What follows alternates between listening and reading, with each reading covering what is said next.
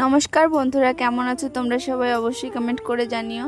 তো আজকেও সকালবেলা আমি রানিং করার জন্য চলে গেছিলাম তেহট্ট থেকে আসার সময় আমি চলে গেছিলাম সবজির মার্কেটে সবজির বাজার করার জন্য। আর আজকেও আমি খালি পায়েই গেছিলাম। কমসে কম 50 জন মানুষ আমার দিকে তাকিয়েছিল এই কারণে। আর আমি কেন জানি না, মা আমাকে যেদিন যেদিন বাজার করতে বলে আমার পায়ের মধ্যে এত গরম লাগে, মনে হয় যে জুতো না খুললে আমি মরেই যাব। তো তারপরে যা যা আমার মা বাজার করতে বলেছিল আমি সব কিছুই বাজার করে আমি বাড়ির দিকে যাচ্ছিলাম। তখনই আমি মনে পড়লো যে আমি তো মাংসই নিইনি। তারপর সামনেই একটা মাংসর দোকান ছিল, তো সেই দোকান থেকে আমি মাংস কিনে নিলাম। আর তারপরে আমি বাড়ি চলে এসেছিলাম, আর দিদি ওদিকে মাংসটা ধুয়ে নিচ্ছিল। আর আমার অনেকগুলো জামা কাপড় ধোয়ার ছিল, এর জন্য আমি জামা কাপড়গুলো ধুয়ে নিচ্ছিলাম।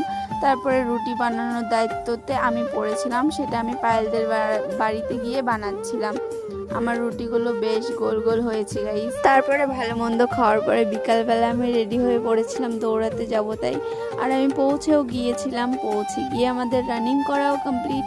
আর রানিং করে দেখো আমি ঘামিয়ে গেছি পুরোই।